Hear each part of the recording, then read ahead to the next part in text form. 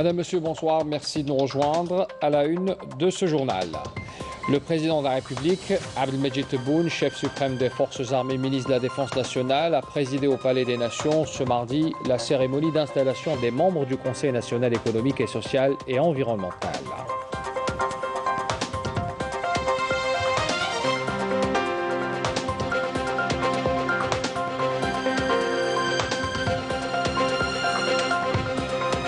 Le chef d'état-major de l'armée nationale populaire, en visite ce mardi en deuxième région militaire à Oran, souligne que toutes les tentatives visant à amener l'Algérie à renoncer à ses principes immuables seront vouées à l'échec, car l'Algérie, dira-t-il, l'Algérie nouvelle est plus que jamais déterminée à préserver sa souveraineté et son unité nationale. Et puis le Premier ministre, ministre des Finances Ayman Ben Abdelrahman, entamera demain, mercredi, une visite de travail à la wilaya de Constantine accompagnée d'une importante délégation ministérielle. Il supervisera notamment le lancement officiel de la première unité nationale dédiée à la production du vaccin anti-Covid en Algérie. C'est une étape historique dont on parlera bien sûr tout à l'heure en détail. Bienvenue à tous. Le président de la République, Abdelmajid Tebboune, chef suprême des Forces armées, ministre de la Défense nationale, a présidé au Palais des Nations ce mardi à Alger la cérémonie d'installation des membres du Conseil national social et environnemental. À son arrivée, le président de la République a été accueilli par le Premier ministre, ministre des Finances Ayman Ben Abdelrahman et le président du CNES, Reda Tir.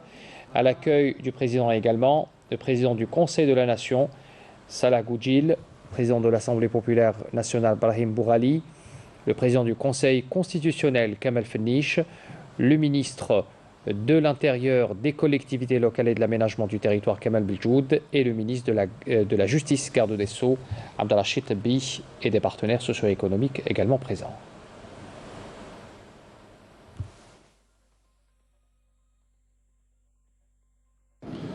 السيد رئيس الجمهورية. Alors, il faut rappeler que la rencontre a vu également la participation aux côtés des partenaires sociaux et des représentants de la société civile et des experts, des membres de notre communauté établie à l'étranger, présents par visioconférence. Lors de la cérémonie d'installation des membres du Conseil national économique, social et environnemental, le président Abdelmajid Tebboune avait mis en avant le rôle important du Conseil, appelant ses membres à formuler des recommandations nationales inédites sur toute question d'ordre économique, social ou environnemental et de recourir aux compétences algériennes pour relancer l'économie nationale. Le président cite quelques exemples économiques et quelques expériences surtout de pays européens, à l'exemple de la Grèce, de l'Italie et de l'Allemagne. À ce propos, le chef de l'État a avancé que rien n'oblige d'imposer des idées importées.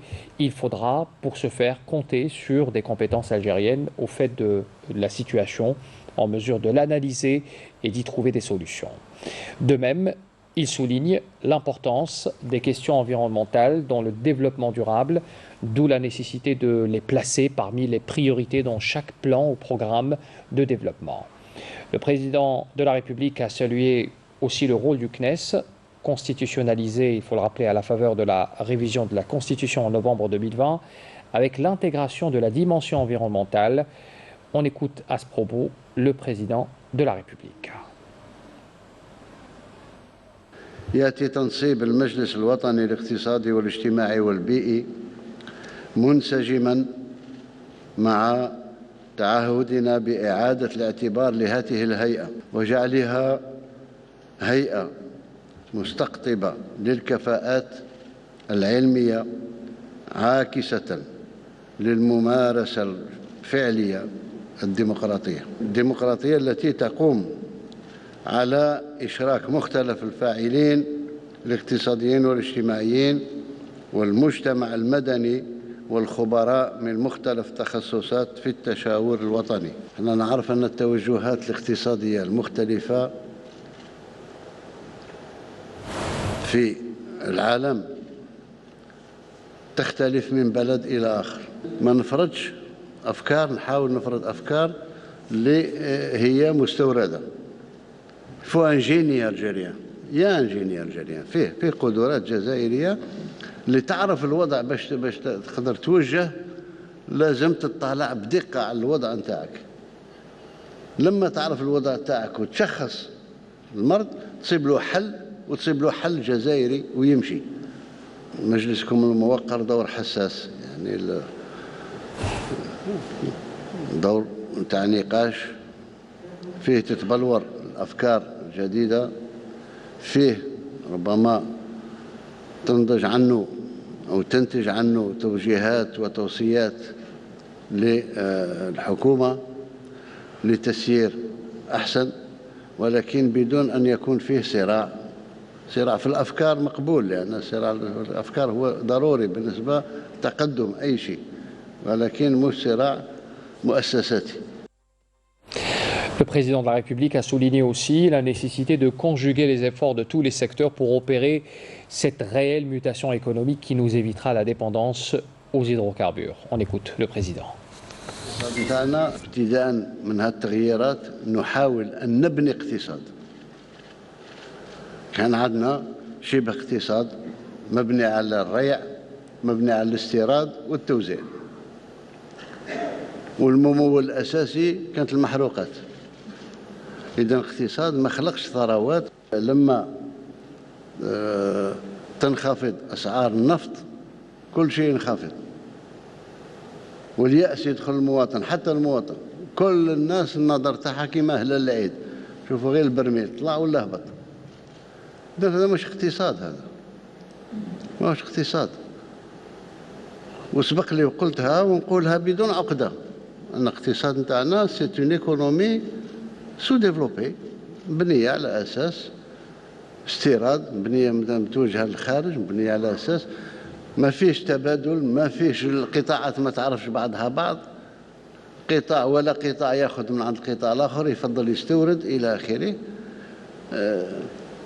الأزمة اللي وقعت في أسعار النفط هي اللي خلت الحمد لله الجزائريين يعني فاقوا الوضع نتاعهم. نحاول اليوم نصيب حلول اللي تخلينا نتحرر حقيقة، لأنه كان شعار أجوف يعني منذ 30 ولا 40 سنة.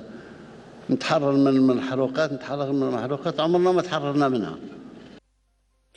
Le président de la République, Abdelmadjid Tebboune, a révélé aussi que les réformes apportées à l'activité de l'importation a permis à l'Algérie d'assurer un équilibre financier et à préserver ses réserves de change et surtout de réduire la facture de l'importation à 30 milliards de dollars. On écoute. اليوم بصفة هيكلية الاستيراد نتاعنا انخفض إلى حول 31 مليار دولار. هذه 10 سنوات كان الاستيراد نتاعنا يساوي 60 مليار دولار، وهذا اللي كان يخلق عجز، لأن الإنتاج نتاعنا والتصدير خارج المحروقات يساوي 1,850,000,000 دولار آنذاك. إذا تعوض بالبترول. اليوم لا، اليوم صح النفط مازال يلعب دور، ولكن ما فيش عجز. الشيء اللي ننتجوه من محروقات وغير محروقات يكفي سنويا لتسديد الاستيراد بدون ما نمس في الاحتياط تاع الصرف نتاعنا. يعني لي ريزيرف دو شونج قاعدين، والشيء اللي تجيبه السنة يكفي الاستيراد نتاعنا. هذا هو التوازن اللي رانا نطمح فيه باش ما نطيحش في فخ اللي طحنا فيه في 91 و92 وفي التسعينيات بصفة عامة إلى آخره، حتى نوصل لعجز في التسديد ونوصل نمد ايدينا لصندوق النقد الدولي ولا البنك العالمي ولا هذه ولا هذه. Voilà pour l'équilibre des finances. Le président de la République a par ailleurs insisté pour que les investisseurs privés aient recours à leurs fonds propres pour financer leurs projets et de ne pas recourir systématiquement au financement public. On écoute. اليوم الاقتصاد الوطني تاعنا اقتصاد تاع خواص، اقتصاد خاص، تين ايكونومي ولو سيكتور بريفي عنده 85% من الاقتصاد الوطني. 85%، ولكن مع الأسف وهذه من الغرائب اللي موجودة كذلك في بلادنا، هو أن تمويل هذه 85% تاع القطاع الخاص تمول ب 85% من الأموال العمومية. يعني مازال المال العام الاقتصاد دواء الخواص، ولكن التمويل مازال البنوك عمومية. هذا شيء غير طبيعي. إنسان اللي استثمر ولا اللي راه في التجارة ولا راه في الاستيراد منذ عقدين، من المفروض عنده إمكانيات مالية نتاعو اللي تسمح له باش يستثمر بالمال تاعو. اليوم ما في حتى توفير. ناس راها في 20 سنة في الاقتصاد ماشية في الاقتصاد الوطني، اليوم باش يبني أوتيل، يعني باش يبني نزل صغير، يطلب التمويل من البنك وما عندوش احتياط، ما عندوش حتى باش يقدم ضمانات للبنك. ما نعممش، ولكن أغلبها كيما هكا. لأن لازم إعادة تفكير في الدور تاع كل واحد. حنا الاقتصاد باش يكون اقتصاد تاع خواص حنا على الراس والعين، لأن نعرف باللي الدولة تعرف تسير ربما السلطة، ولكن ما تعرفش تسير التجارة ولا هذه الأمور ذكاء خاص بالنسبة للتجار، بالنسبة للحرفيين، بالنسبة للمستثمرين، ولكن في حدود المعقول. Et justement, le président de la République a assuré que néanmoins l'État accompagnera tous les investisseurs nourris de bonne volonté pour encourager la production nationale et construire une vraie économie, dira le président. On l'écoute. فيه قطاع موازي، اقتصاد موازي يساوي ما يقارب، فيه أرقام نداولها على المستوى الوطني، ولا واحد عنده الرقم الحقيقي، ولكن ممكن نعتبر أن فيه ما يقارب من 10,000 مليار دينار في القطاع، يعني مخبية في القطاع الموازي. 10,000 مليار دينار يعني ما يقارب 90 مليار دولار. وهذا علاش سبق لي وقلت أن الجزائر ما تروحش للاستدانة، وإلا كان لازم نمشي للاستدانة نمشي للاستدانة الداخلية. أموال طائلة راها مخبية، وجاء الوقت باش تخرج، باش تمول الاقتصاد، باش تقوي السيولة، باش إلى آخره. إذن هذه مشاكل حقيقية تروح الاقتصاد الوطني تاعنا. إن شاء الله يوفقكم الله باش تصيبوا حلول. Le président de la République a appelé aussi à combattre vigoureusement la bureaucratie par tous les moyens, en rappelant les dernières mesures visant à protéger les gestionnaires et les responsables dans le cadre de leur mission. On écoute. المستثمرين ورجال الأعمال شكاو من الجمود تاع الإدارة والتصرفات البيروقراطية. أنا معهم 100%. البيروقراطية لازم نحاربوها مع بعض. فيه البيروقراطية اللي ناتجة على استعمال السلطة في غير محلها ولكن فيه البيروقراطية اللي ناتجة عن محاربة التنمية. ان سابوتاج، ان فري سابوتاج. هذا ما يمنعش باش نقول حقيقة أن فيه بعض المسؤولين اللي عندهم القرار المحلي كانوا خايفين أن بعض القرارات أدت بناس آخرين في مستواهم إلى ما آلت إليه الأمور في العدالة وغير، ولكن مع وزارة العدل، مع مصالح الأمن، مع كل منهم يهمهم الأمر، الأمور هذه رانا احتويناها وفصلنا فيها. اليوم بعد هذه القرارات اللي خديناها ما بقى حتى مبرر للجمود. Voilà pour les principales déclaration donc du président de la République lors de cette cérémonie d'installation du membre du CNES. Le président du Conseil national économique, social et environnemental, Reda Tir, a estimé de son côté que l'installation des membres de cette institution consultative par le président de la République marquait une nouvelle étape vers la consécration de la notion d'État basée sur la culture institutionnelle et la démocratie participative. En écoutant. Nous nous engageons à poursuivre les missions confiées au Conseil par le président de la République, Abdelmadjid Tebboune, notamment l'évaluation de la situation socio-économique du pays et des différents rapports et études, ainsi que le suivi de la mise en œuvre des recommandations issues de la conférence de la relance socio-économique tenue en août 2020. Il s'agit également de poursuivre la mission de la médiation entre les acteurs économiques et le gouvernement. À cette occasion, je tiens à réitérer notre engagement à n'épargner aucun effort en comptant sur les énergies de la nation, dont les enfants de notre diaspora, et à employer efficacement les nouvelles technologies dans la représentation optimale et la défense des intérêts de notre pays dans tous les forats internationaux et dans toutes les échéances internationales. Voilà pour l'événement donc de ce mardi.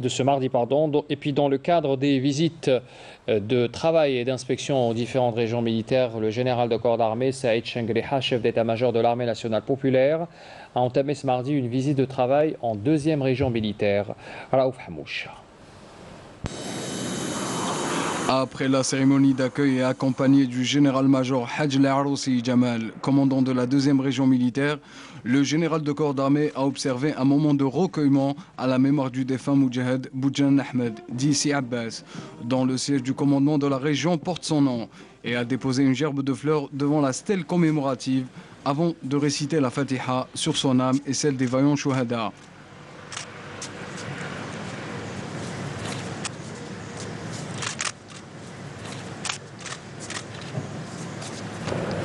Par la suite, le général de corps d'armée a rencontré les cadres de la 2e région militaire et prononcé une allocution d'orientation suivie via visioconférence par l'ensemble des unités de la région.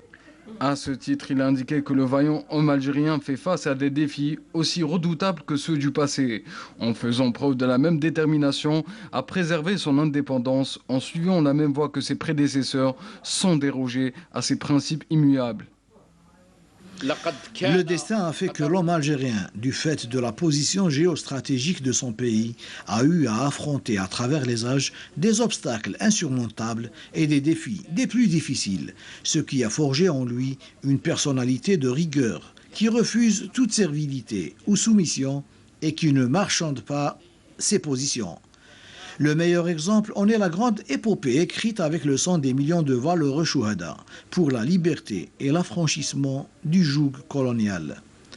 Cet extraordinaire exploit historique de l'homme algérien et ses témoignages vivants retentissent toujours dans nos esprits et dans notre mémoire collective, au même titre que son triomphe inégalé sur le projet de dissémination du virus du terrorisme barbare dans la terre sainte de notre pays, faisant ainsi de l'expérience algérienne dans ce domaine une référence mondiale incontestable.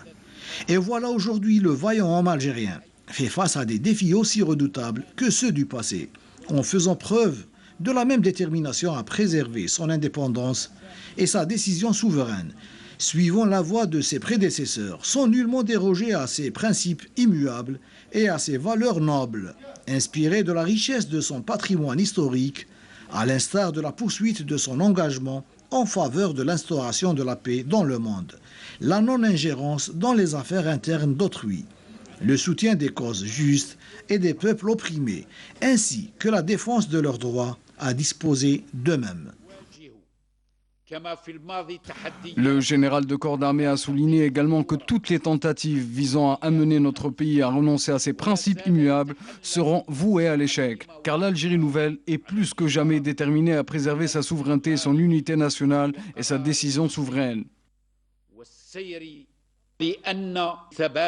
Parce que l'attachement de l'Algérie à ses principes et sa détermination à ne guère en dévier dérange le régime du Merzen et entrave la concrétisation de ses plans douteux dans la région. Ce régime expansionniste est allé trop loin dans les conspirations et les campagnes de propagande subversive visant à réduire le rôle de l'Algérie dans la région, épuiser ses capacités, entraver son processus de développement et tenter de porter atteinte à l'unité de son peuple, en semant la discorde et la division en son sein. Les ennemis ont ainsi trouvé en certains faibles d'esprit et traîtres à la nation. instrumentaliser et recruter comme agents le moyen de parvenir à leur fin, à savoir affaiblir l'Algérie de l'intérieur et lui faire pression pour qu'elle renonce à ses principes immuables, à ses nobles valeurs et aux justes causes de la nation.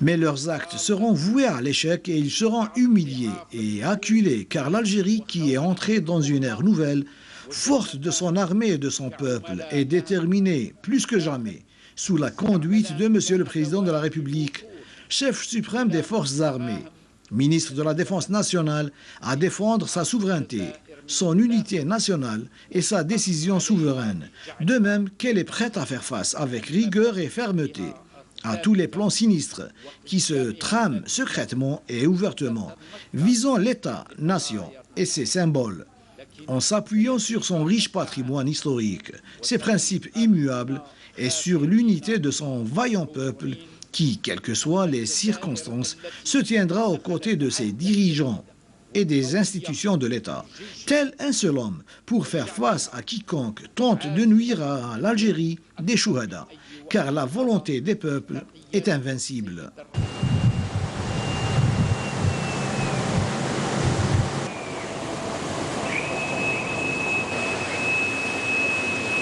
Dans l'après-midi, le général de corps d'armée, accompagné du général-major Mahfoud Ben Meddah, commandant des forces navales, a inspecté au niveau de la base navale Mars El Kabir les unités flottantes à bord d'une vedette.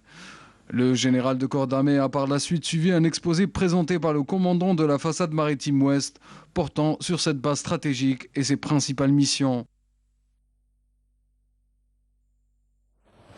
Et puis on parle également ce mardi de l'événement que vivra l'Algérie demain. C'est la fabrication du premier vaccin donc anti-Covid sur le sol algérien. Le Premier ministre des Finances, Ayman Ben Abdelrahman, entamera dès demain, mercredi, cette visite de travail dans la wilaya de Constantine, justement pour chapeauter cet événement. Il sera accompagné d'une importante délégation ministérielle. Alors, il s'agit du lancement officiel de cette première unité nationale dédiée à la production vaccinale anti-Covid en Algérie au niveau du complexe pharmaceutique de Saïdal. Pour en parler, nous retrouvons en direct avec nous Saïda Mayou. Vous êtes notre envoyé spécial à Constantine. Demain, c'est un grand jour pour notre pays. La première ligne de production de vaccins anti-Covid en Algérie sera mise en marche.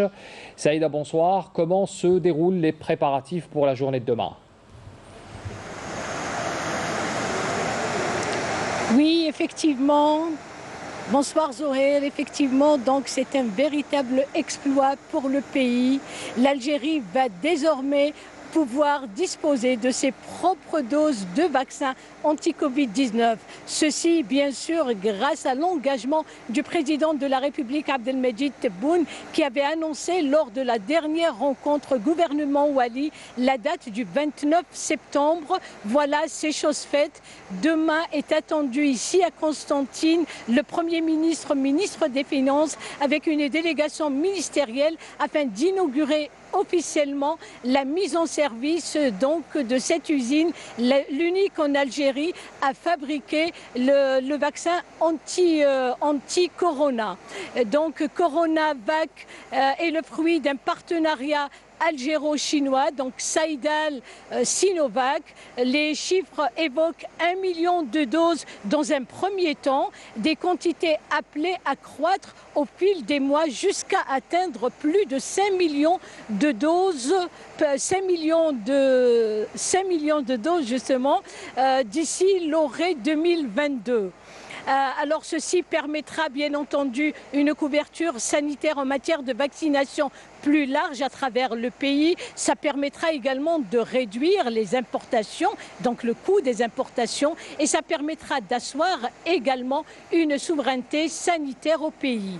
Donc demain est attendu Ayman Ben Abdelrahman, le Premier ministre, ministre des Finances, donc pour inaugurer officiellement cette usine ici à Constantine. Nous aurons donc de plus amples informations que nous vous communiquerons bien sûr dans nos prochaines éditions. Merci Saïda Mayo. Je rappelle, vous êtes l'envoyé spécial de Canal Algérie à Constantine et vous suivrez pour nous justement l'événement qui aura lieu demain dans la capitale des ponts suspendus. On parle justement donc de cet événement historique. L'Algérie fabriquera demain son premier vaccin anti-Covid en accord avec le laboratoire chinois Sinovac. On vient d'en parler. C'est une étape importante pour notre pays, une étape stratégique même pour des raisons évidentes. Cette fabrication de vaccins nous assure une continuité du programme de vaccination à travers le pays et permettra surtout aux pays voisins et amis du continent de bénéficier du même vaccin. Yamina Saïdi. La production du vaccin chinois Sinovac contre la Covid-19 sera lancée demain par le groupe Saïdal, ce qui garantira à l'Algérie une souveraineté sanitaire et consolidera l'économie nationale. Le président de la République en avait fait l'annonce samedi dernier lors de la réunion gouvernement Wali. Cette étape concrétise enfin un processus engagé par notre pays depuis plusieurs mois pour assurer la disponibilité de ce vaccin pour les Algériens, mais pas que, puisque l'Algérie est amenée à exporter à moyen terme ce vaccin vers les pays du continent africain. En effet, la production par Saïdal du vaccin anti-Covid-19 est non seulement considérée comme un événement historique de premier rang, mais cette prouesse constitue aussi le début d'un important processus industriel de production des vaccins que l'Algérie a entamé et compte réussir au service de son économie. La structure organisationnelle de l'unité de production de Constantine répond parfaitement aux normes internationales.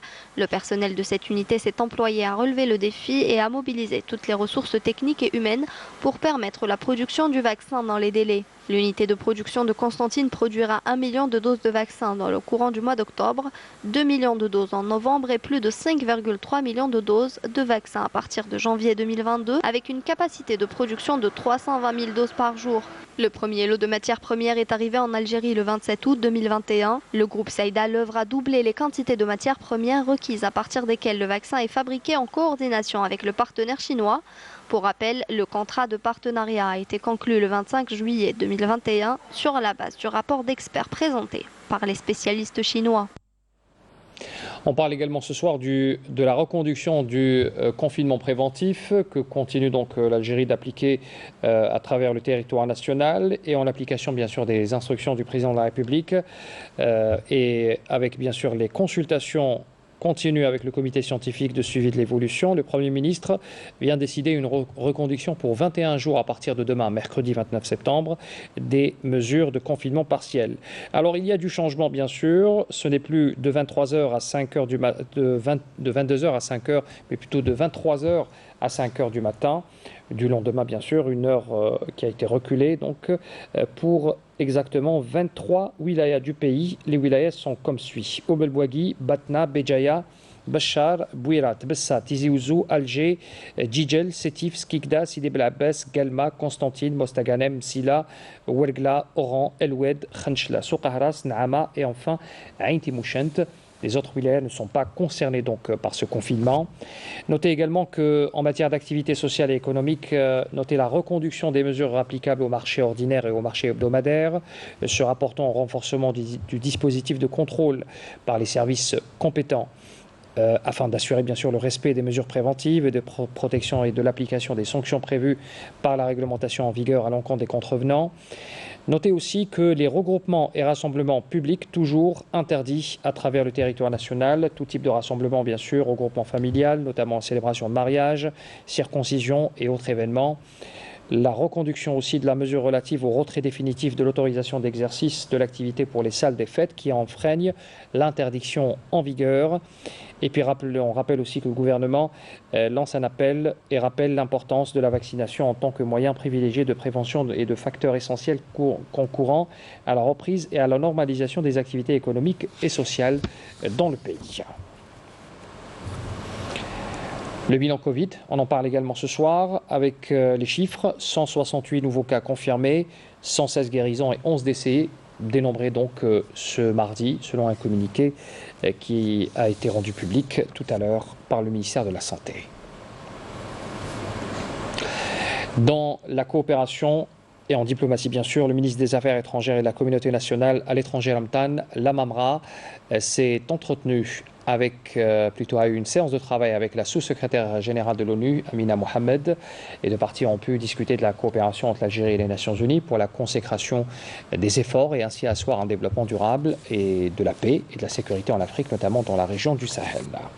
Autre entretien du chef de la diplomatie algérienne avec son homologue sahraoui, Mohamed Salem Ould Salek, sur les derniers développements de la question sahraoui et sur les efforts consentis pour la reprise des négociations directes entre les deux parties en conflit, pour ainsi permettre au peuple sahraoui d'exercer son droit inaliénable à l'autodétermination et à l'indépendance. Le ministre des Affaires étrangères et de la communauté nationale à l'étranger a eu également une rencontre avec le ministre d'État émirati Khalifa Shahin Al-Marar, lors de laquelle les deux parties ont examiné les moyens de coopération bilatérale et comment les développer, ainsi que les moyens de renforcer l'action arabe commune.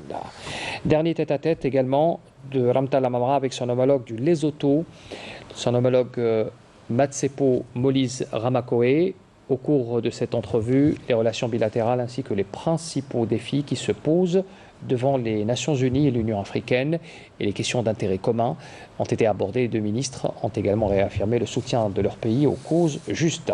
Alors, il faut rappeler que ces rencontres ont eu lieu en marge des travaux de la 76e session de l'Assemblée générale des Nations Unies qui ont pris fin hier à New York, aux États-Unis.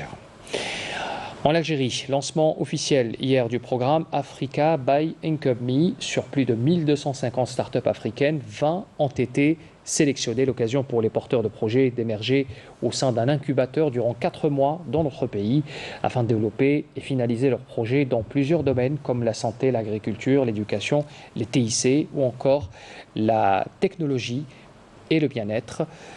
Bien d'autres d'autres projets ont été retenus. L'Algérie ambitionne, il faut le rappeler, de devenir un véritable pôle africain de l'innovation et une plaque tournante des projets innovants. La bonne ordre. Notre projet consiste à déployer des solutions et des ampoules LED qui permettent d'apporter non seulement de l'éclairage dans les zones non électrifiées, mais également à travers ces ampoules-là d'apporter Internet et l'accès à du contenu éducatif et agricole pour développer des zones d'ombre que nous connaissons en Afrique. YED, c'est vraiment donner de la visibilité aux artisans et les artisanes de notre pays et pour commencer, par la suite, s'étendre sur l'Afrique. Soutra Maquette partout en Afrique, en débutant par l'Algérie parce que nous existons déjà en Côte d'Ivoire. Et à travers cette plateforme-là, nous comptons améliorer les conditions de vie de plusieurs agriculteurs partout en Afrique. 95% des artistes africains ne vivent pas de leur art. Et c'est ça qui a été le déclic. De dire, ok, voilà, je vais proposer une solution avec un algorithme innovant, les permettant non seulement d'avoir plus de visibilité et de gagner plus d'argent sur leur contenu. Laifi LED, Bricola, YED, Colorful, au Stora Market. Retenez bien ces noms de start-up. Plus qu'une application, c'est désormais une fenêtre sur l'Afrique. Aujourd'hui, tout le monde est en train de parler, il faut y aller vers l'Afrique. L'Afrique, il faut y aller avec ses enfants.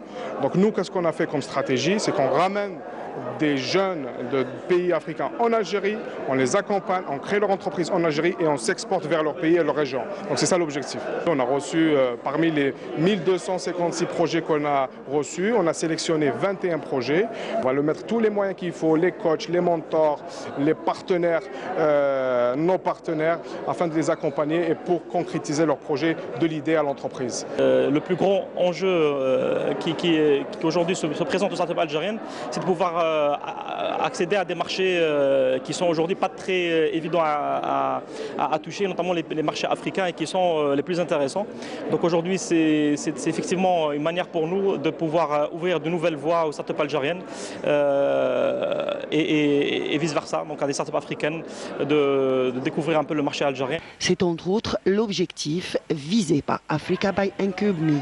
Durant plus de 3 mois, ces jeunes start-upers africains arrivés il y a tout juste 15 jours, devraient convaincre, négocier, faire des études de marché et pourquoi pas décrocher un financement. Il y a des partenariats qui se font entre ces porteurs de projets et des entreprises algériennes, publiques et privées. Donc il y a un certain nombre de grands groupes qui sont aujourd'hui là pour accompagner ces porteurs de projets. Alors pour le moment, nous attendons un financement, mais nous avons déjà commencé. La plateforme, elle va être lancée dans quelques jours avec déjà 50 artisans pour commencer. Et par la suite, nous voulons nous étendre à travers le territoire national et pourquoi pas le continent africain. J'espère qu'à la fin de cette aventure-là, on aura vraiment le financement pour déployer notre solution partout en Afrique. Échanger avec les autres entrepreneurs, que ce soit de Tunisie ou du Cameroun ou du Côte d'Ivoire, ça permet de comprendre un peu le marché, comment ça marche chez eux, niveau paiement, parce que c'est différent, c'est très différent. C'est une innovation même dans la manière de faire et on ne peut que remercier l'État algérien. Cette initiative manquait à l'Afrique pour pouvoir voir ses fils et ses filles unis. Je suis sûre que ça va réussir. De l'ambition, des projets prometteurs, au-delà de l'aventure humaine que représente Africa Incub Me, cette expérience permettra à l'Algérie de devenir un pôle du numérique et des startups. Une dernière info avant de clore ce journal. Les unités de l'armée populaire de libération sahraoui ont mené des attaques intensifiées contre les positions des forces armées d'occupation marocaines dans les secteurs d'Aousserd, El Mahbez, El Bakari. C'est ce qu'indique ce lundi. Donc c'est un communiqué qui a été rendu public hier par le ministère de la Défense sahraoui.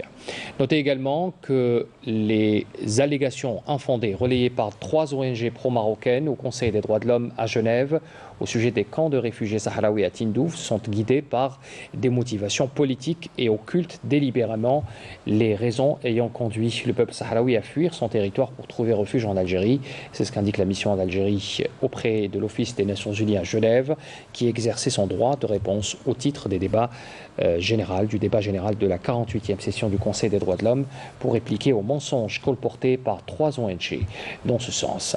Et puis dans un autre chapitre, le tribunal de l'Union européenne rendra demain 2 arrêts sur la légalité des nouveaux accords conclus entre l'Union européenne et le Maroc, entendus au Sahara occidental occupé, en violation du droit international. C'était la dernière information de ce journal. Merci de l'avoir suivi. Pour l'information retrouvée dès demain à 12h, Nour Moqaddam. Je vous souhaite une excellente soirée. À demain.